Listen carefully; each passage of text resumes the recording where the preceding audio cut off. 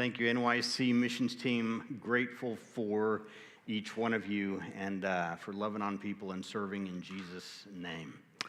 Well, today we're continuing our series through the Gospel of Mark, and we're in part 12, which means we're in chapter 12 of the Gospel of Mark. Before we jump to Mark, though, let me tease out a scripture that is a very common scripture that you've perhaps heard, especially if you've ever attended a wedding. And it's 1 Corinthians chapter 13, where the Apostle Paul is writing, and he gives a description of what love is and what love is not. And this is how he begins in verse number 4. He says, "Love is patient and kind. Love is not jealous or boastful or proud or rude. It does not demand its own way. It is not irritable. It keeps no record of being wronged. It does not rejoice about injustice, but rejoices whenever the truth wins out. Love never gives up, never loses faith, is always hopeful, and endures through every circumstance." When we read those words, we're challenged by them, but how many of you know that whenever you read a passage or hear a passage time and time and time and time again, you can get so used to it that it begins to lose its meaning in your life because you've become so familiar with it. So this morning, I want to start by personalizing this, as well as doing so in a way that forces you to wrestle with what Paul is saying here. So here's what we're going to do. We're going to take this passage. We're going to ask a question and attach the question to the roles that we serve in. So let's make Paul's words in 1 Corinthians 13 personal. Love is patient and kind. Let me ask you, as a parent, for those of you who are parents, can you say, as a parent, I am patient? As a friend, can you say, I am kind? As a coworker, in a highly competitive environment, can you say, yeah, I'm not jealous or boastful or proud or rude?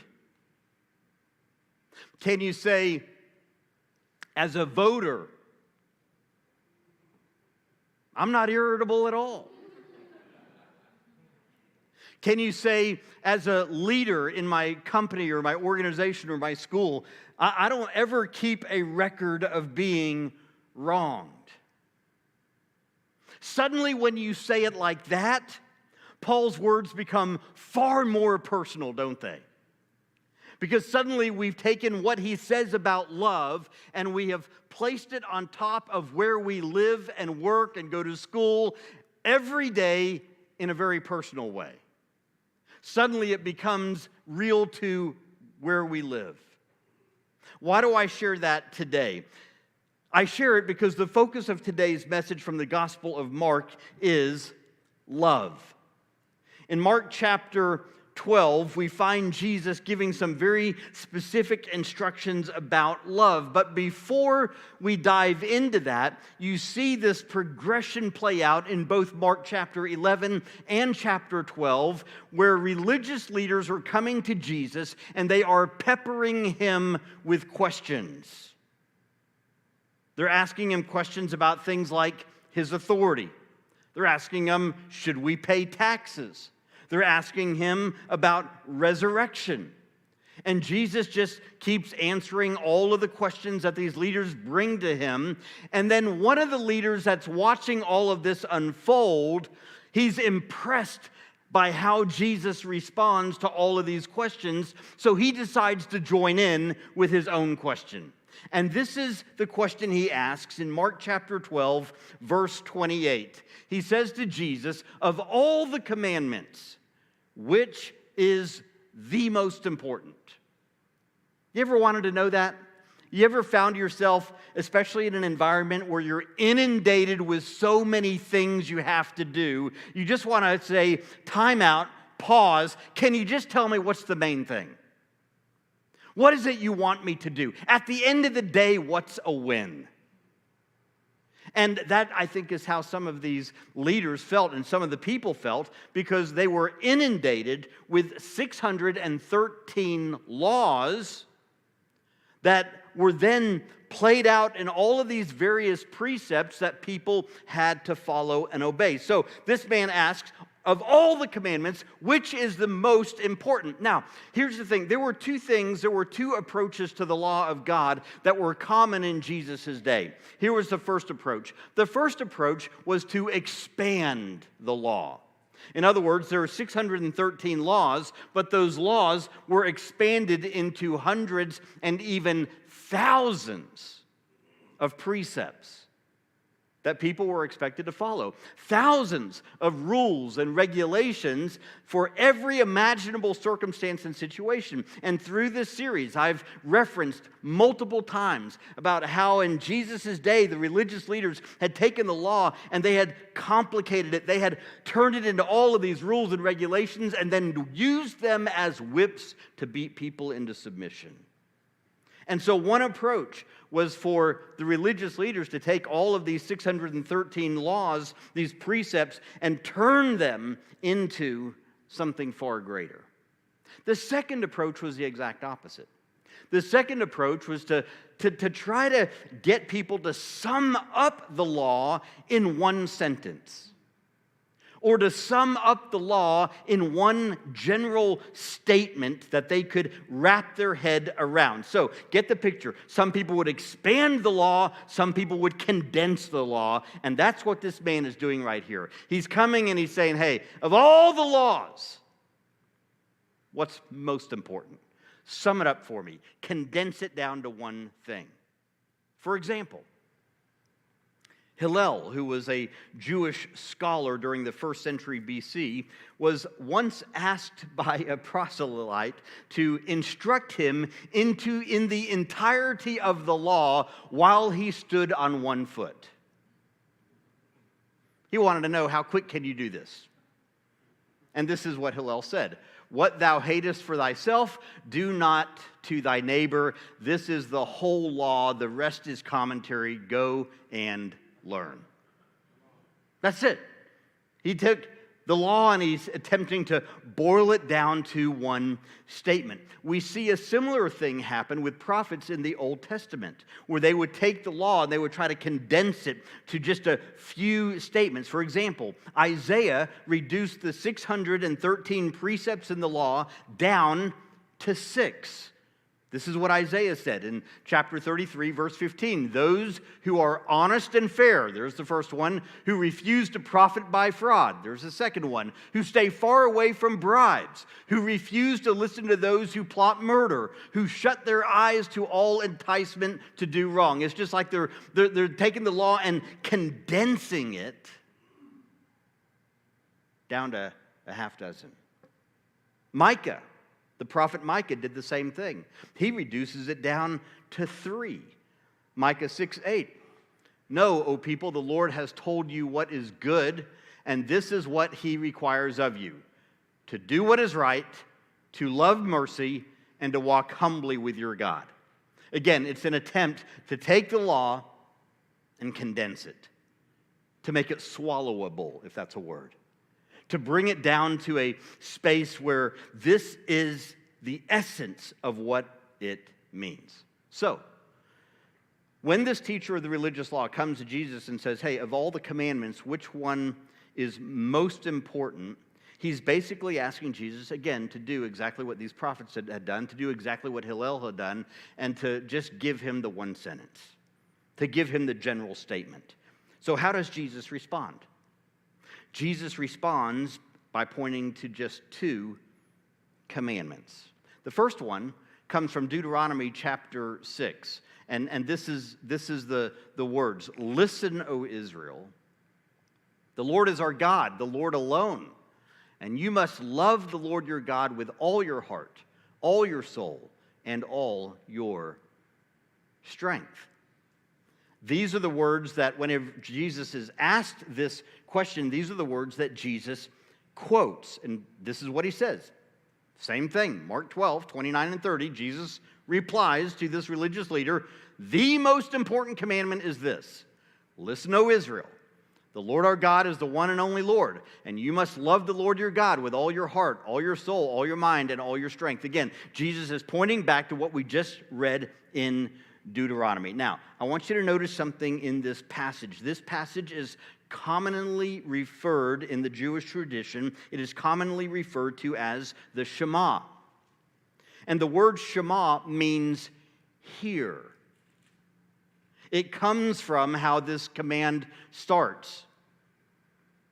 Listen, O Israel. Hear, O Israel. It was a reminder to Israel of what was most important. In fact, the Shema was an anchor in the Jewish faith. This was what was most important. And you would see the Shema play out and be used in three different ways. First, the Shema is the first sentence read in the service of a Jewish synagogue. It is a reminder to the Jewish people. It is a declaration that God and God alone is God, that there is no other. Second, the Shema was placed in the phylacteries, which were these small leather boxes fastened to the forehead and to the wrists of devout Jews. And they would fasten them to their forehead, and as they would pray, it was a reminder of who they were praying to. It was a reminder, I am praying to the one true God. And then third, the Shema was placed in a small cylinder-like box called a mezuzah. It looks just like this. I have one here. A mezuzah. And that box, the Shema would be placed inside of it, like tiny, tiny print rolled up, placed inside of it. And then they would take this and they would fasten it to each of their doors in their homes.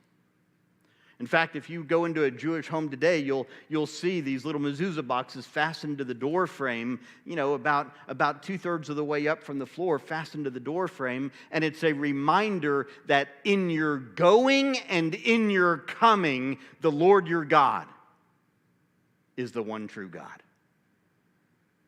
In fact, a tradition evolved over the years, whereas Jews would walk in and out of their door, oftentimes they would touch the mezuzah box and then they would kiss their fingers. Again, as a reminder of who God is and our commitment to serve Him. So in this command, the Jewish people are declaring the Lord our God is the one and only God. But it doesn't end there. Again, look what it says. And you must love the Lord your God with all your heart, all your soul, all your mind, and all your strength. That word love comes from the Greek agape, a sacrificial love, a love of choice, a love of will, a love of obedience. And this love is expressed with all our being. Jesus said your heart and your soul and your mind and your strength. In other words, what Jesus is saying here is that this is a love that comes from the very core of your being. It is the core of our being. It involves our thoughts and our words and our actions and our emotions and our will and our physical energy. That's the love Jesus is speaking about. So get the picture. Jesus is basically saying, hey, God alone is God. And therefore, we should sacrificially and supremely love Him with the core of who we are. Now, when Jesus says this, when He quotes the Shema, all of the religious leaders would have agreed with Him. They probably were nodding their head and saying, A+, way to go, Jesus, you're spot on. That's the correct answer, Jesus. But Jesus does not end there. He then quotes a second command. And we find the roots of this command in the Old Testament book of Leviticus, chapter 19, verse 18. Look what it says. Do not seek revenge or bear a grudge against a fellow Israelite, but love your neighbor as yourself. I am the Lord. Notice this passage. It uses the phrase fellow Israelite. And here's the reason why it says that. Because for the Jewish people, to love your neighbor meant you were required to love a fellow Israelite. It did not require you to love a Jew, a Gentile. In other words, anyone who was not Jewish. So for the Jewish people, it would be like, yes, I am commanded to love my fellow Israelite, but Gentiles we despise. I can actually hate the Gentile and still operate in love because I'm loving my fellow Israelite. So their neighbor was a fellow Israelite. It was not anybody else. But Jesus makes a change when he shares this second commandment. Look what he says. Close, but different. The very next verse, verse 31 in Mark chapter 12, Jesus said, the second is equally important. Love your neighbor as yourself. No other commandment is greater than these. What did Jesus do? He left out fellow Israelite. Why? Because Jesus was expanding the definition of what it meant to love your neighbor. Jesus was saying, hey, love your fellow Israelite and love your fellow Gentile. Jesus was saying, love anyone and everyone. And that would have rocked their world. And yet, if you continue reading this passage, the man who first asked the question acknowledged, yeah, that truly is the greatest commandment. But I want you to notice one other piece to this command. Jesus, again, doesn't stop there. I want you to notice a subtle but a powerful comment that he makes here. He links the two commands together. Love God, love people. He links them together. Because look what he says. The second is equally important. Can we just be honest? Our tendency is to think, well, no, what's most important is that you love God. I'm just telling you what Jesus said. He said, equally important. Love God and love people. Love people and love God. You can't take one and ditch the other. He's saying these are equally important, but then look what he does. No other commandment is greater than these. He doesn't say commandments, plural. He says commandment, singular. Why? Because what Jesus is doing is he's merging the two commands. He's saying this is the greatest commandment. That you would do both of these equally. That you would love God, that you would love your neighbor. That the posture of your heart would be bent toward love. So Jesus is basically saying this. He's saying, hey guys, love God and prove your love for God by loving your neighbor. Love God and prove your love for God by loving your neighbor.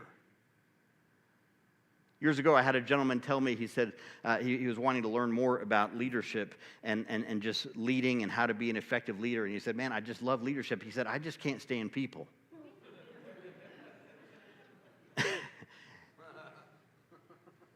and I should have pressed harder than I did. But I just thought, then don't lead. Because you're the leader that people are scared of. If you can't love people, the last thing you need to be is in a position where you can influence people. So there's got to be this posture of heart that says, I submit my life and my leadership to the lordship of Jesus. And I choose to live with allegiance to the King of Kings. He alone is Lord. He has my heart fully. But that then compels me to say, and I must love my neighbor as well. I must love the one who has even hurt me. I must show the kindness and the love that Jesus showed to us when it was our sin that put him on the cross. My posture must be, I'm going to love God, and that love compels me to love others. In fact, the Apostle John, in his first letter, he links these two commandments. Like, just read the whole letter. There's 5 chapters. Just read the whole letter. I'm telling you, you'll be rocked while it's like over and over and over. He's just coming back to this whole idea, love your neighbor. And he makes this connection between loving God and loving our neighbor. And he talks about how when you love God, it requires obedience to God. And when you obey God, it shows that you love God. And if you love God, you're going to love your neighbor. It's just all woven together. And this is how he says it in verse 7 and 8 of chapter 4. And then we're going to jump to verse 20 and 21. He says, "Dear friends, let us continue to love one another, for love comes from God. Anyone who loves is a child of God and knows God. But anyone who does not love does not know God, for God is love." And then in verse 20, he says, "If someone says, 'I love God,' but hates a fellow believer, that person is a liar." He kind of gets in our face, doesn't he? He doesn't say, he really ought to pray about it. He just calls it what it is. He said, "You're a liar. If you say you love God, but you hate your fellow brother, you are a liar. For if we don't love people we can see, how can we love God whom we cannot see?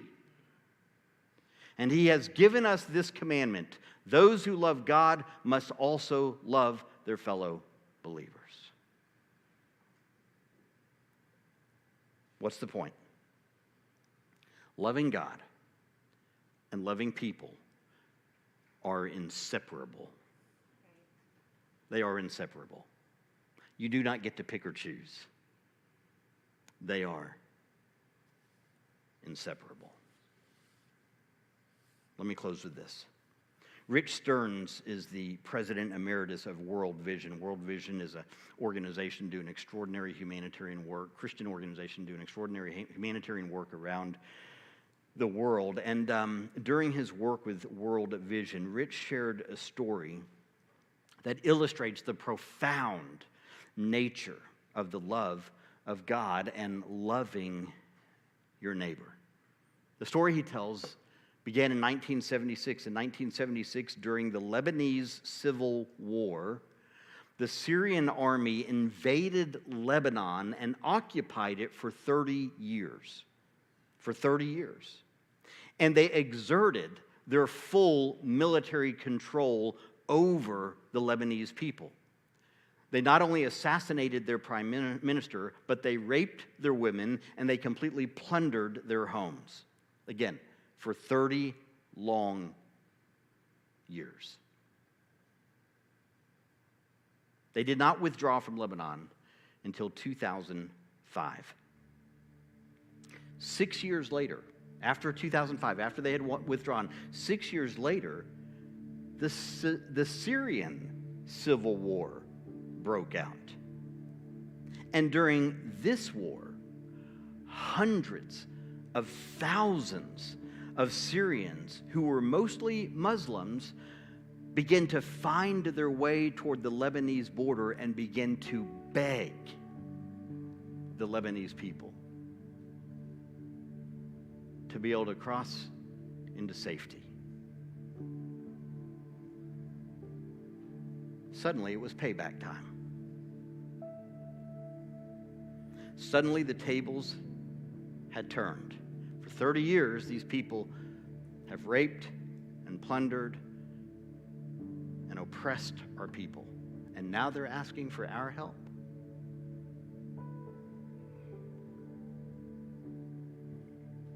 When Rich Stearns would visit Lebanon during this time, he would begin to ask the pastors of churches in Lebanon, how do you respond to that?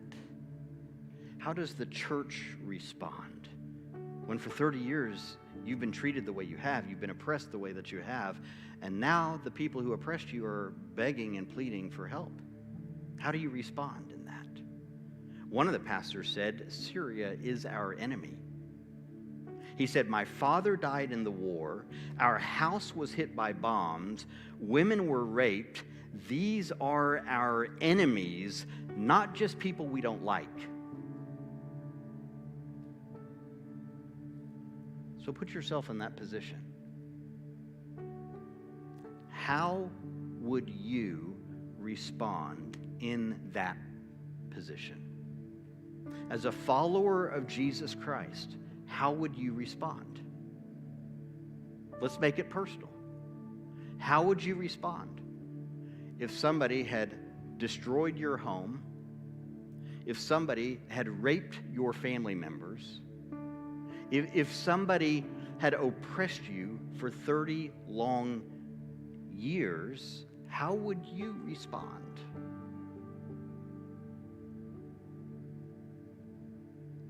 The way the Lebanese churches responded was both shocking and unexpected. Because when the Syrians pleaded, not Syrian Christians, but when the Syrians, most of whom were Muslim, when they pleaded for help, the Lebanese church welcomed their adversary. When Rich asked how they responded, this is what one of the pastors said. When our church started assisting refugees, even the Syrians were surprised. Why are you helping them? People asked. Our response is this: because of the love of Christ we carry in our hearts, we assist them. We don't care what happened in the past, we tell the refugees. We care about the well-being of you and your children. These are humans like we are. We must surround them with the love of Christ. You can't blame people for escaping bombings or wanting a better life. If you reach out to refugees, you turn them into good citizens. Love never fails you. If you love honestly, an enemy will turn into a friend. Wow. And we're mad because our neighbor didn't mow their lawn.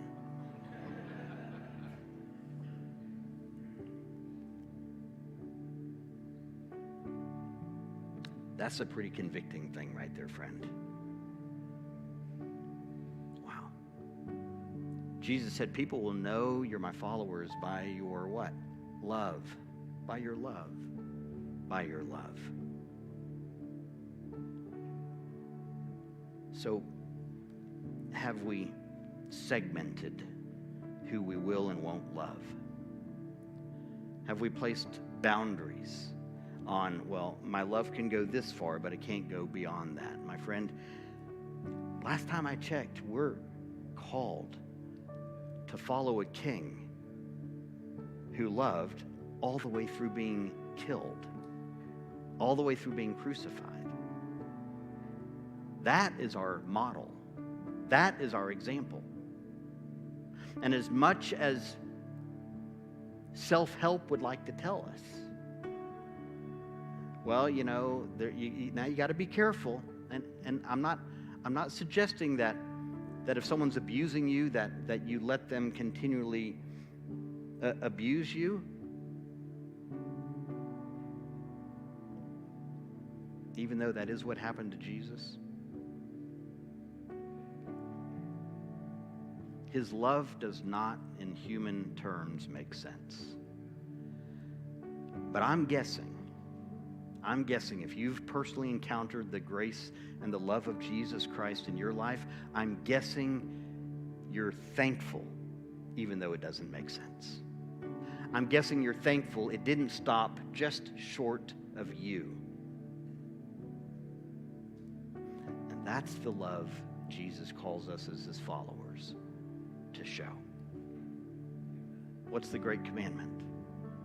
Love God and love people, and understand they are one commandment, not two. So don't try to separate them, and do the one that appeals